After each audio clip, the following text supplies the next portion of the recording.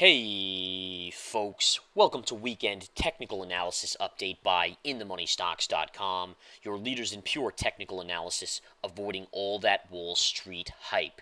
This Weekend Technical Analysis Update is for Monday, April 12th through Friday, April 16th, 2009.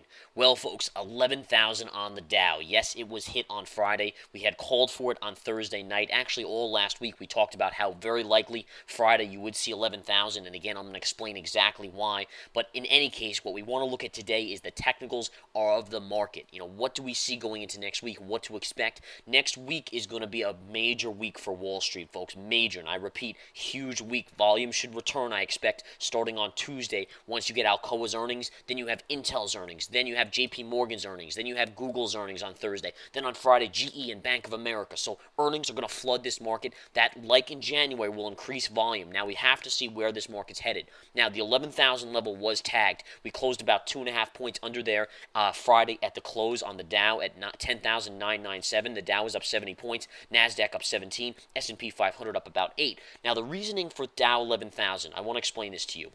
All right, you have Bernanke theory. What's the Bernanke theory, folks? And again, this is thesis going back to his thesis that he did way back in the day. And the idea of his thesis was if you create a recovery or you make people believe in a recovery, it will cause a recovery. Now, what does that mean? And let me repeat that again. If you make people believe there's a recovery, there will be a recovery. That's his thesis. Now, the reasoning for this is basically if you create a recovery by flooding liquidity in, you get the markets to rally up, you have everyone kind of start to believe it. The average Joe out there starts to think, wow, the market's up 70, 80% off the lows in a year ago. The markets must be, everything must be getting better. Therefore, what happens is the consumer goes out and spends. Well, how does that work? Well, if the consumer goes out and spends, it creates that kind of turning in the engine of the markets and the economy, and it revs it up and starts to cause the recovery. So you can see how creating the illusion of a recovery could actually create a recovery, or so is Bernanke's thesis. Now, in regards to this, guys, I want to explain a little bit more about Dow 11,000. The Dow hits 11,000 on Friday. Why did I know this was going to happen? Why did I alert my premium members Thursday evening that this was going to happen, even though we were somewhat of 75 points away at that point? Again, going into Friday, we were 75 points underneath 11,000, and I still said to my members, guys, you're going to hit it tomorrow. Now, why? Well, because this is all part of the illusion, folks. You need 11,000 tagged on Friday because over the weekend is when the consumer spends the most money. They don't spend it on Tuesday nights when they, get home from work at 7 o'clock at night. They don't spend it Wednesday or Thursday. They spend it Saturday and Sunday. That's when the consumers are out buying stuff at Best Buy, at Bed Bath Beyond, you name it. There's so many out there, Walmart and the rest of them. That's when they're going to spend. So the theory goes, hit a major level on Friday, like 11,000. The news media will cover it extensively Friday evening and all day, all weekend, and the consumer will be more confident because of that. And sure enough, as soon as we saw 11,000 tagged, you had breaking news. Market Watch showed Dow 11,000. Everywhere you looked, Dow 11,000 was flashing on the screen. That is indoctrinated into the consumer. The consumer says, wow, we're at 11,000, things must be getting better. They go out and spend. All right, so that's why on a Friday, you're much more likely to hit 11,000 on a Friday than on Monday, Tuesday, Wednesday, or Thursday because of the game that's being played here, all right? Now, let's get into the charts. I just wanted to talk a little bit about that because I felt it's a very, very important point to understand. And going forward, if you see us getting close to an even number or a major level in the markets, that's what you want to think. You want to think to yourself, okay, you're getting close. Chances are it's going to be on a Friday that they're going to hit it. Okay, now let's go through the charts, guys. Again, the ripping up here. Notice again, and I want to stress this. See this white trend line right here? This one white trend line was a key level that I gave my members multiple days ago. In fact, we hit it going back to the 6th of April. So again, earlier in the week, we hit that 119.20 level. That was a level I gave literally a week or two ago to the members to watch. Off of that level, we got a beautiful correction. And then if you go to Friday's action, you can see we rammed up into the 119.20, pulled back, did it again, eventually pulled back, did it again, pulled back, did it again and again and again. And then what happens? When do we hit 11,000? Last 30 minutes of the day, buy programs hit. Now, you wouldn't look at this and say, all right, well, this is just a natural occurrence. All right, when you see it happening like this, where you hit it so many times throughout the day, it fails, and then miraculously in the last 30 minutes, it occurs, that's telling you there's other forces at work there.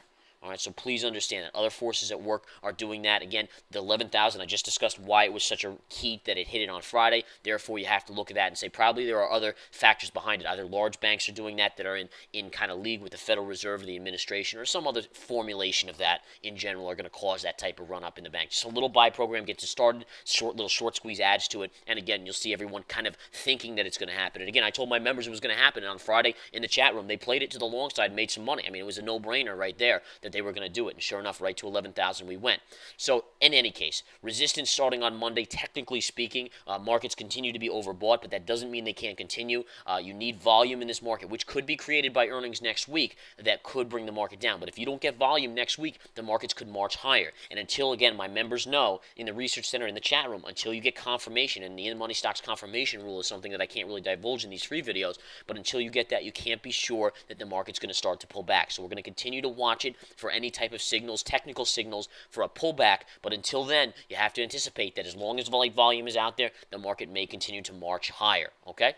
Again, the key data for next week. Next week is going to be a very, very busy week. I want to quickly show the daily chart. We'll just breeze through it. Here's your daily chart. You can see from the February 5th low, you've continued to move higher, pretty much in a straight line. You can see this underlying line. These are levels. I'm not going to go into them as well. But again, we'll flip back to the 10-minute chart and just go over some keys on the overall economic front. Next week, we have a lot of economic news. Treasury budget on the 12th, 13th export-import prices, trade balance. Wednesday, the 14th CPI, core CPI, retail sales, and business inventories, crude inventories, and beige book on Wednesday. So a lot on Wednesday, continuing claims on Thursday, initial claims, net long-term inflows and outflows, capacity utilization, industrial production, and Philadelphia Fed numbers as well. Next Friday, building permits, housing starts, and Michigan sentiment. Now, that's just the economic news. Then you have Alcoa. Then you have Intel. You have Schwab, JP Morgan, Yum Brands, AMD, Google, Bank of America, GE. Huge announcements on earnings. This is going to most likely create an excess volume flow more than we're used to seeing. Friday, we had about 130. There were days this week we had only 100 million traded on the SPY. I would say the normal thing, if you average all the volume going back, is probably about 200 million. So you're doing about 50% less volume than the general normal of the markets. And again, it might be a new normal, but again, ultimately, I do believe the volume will pick up. You just need some direction in this market. So that's what we're seeing here going into next week. Next week is primed to be a big week, guys. I think the swing trading side and the day trading side is going to be spectacular next week because of the added volume and volatility off of earnings and the economic news. So I do encourage you to all come and join the Research Center in the very least, or the chat room if you want to get intraday analysis, calls, you name it. It comes out in the Research Center and in the chat room. We obviously will be debuting our text message alerts late next week, we believe. And again, the new broadcast live, no hype broadcast news system will be unveiled within a couple weeks as well. Exciting times here at In the Money Stocks. We look forward to having you all aboard. Take care. Be ready for next week. It's going to be a wild one.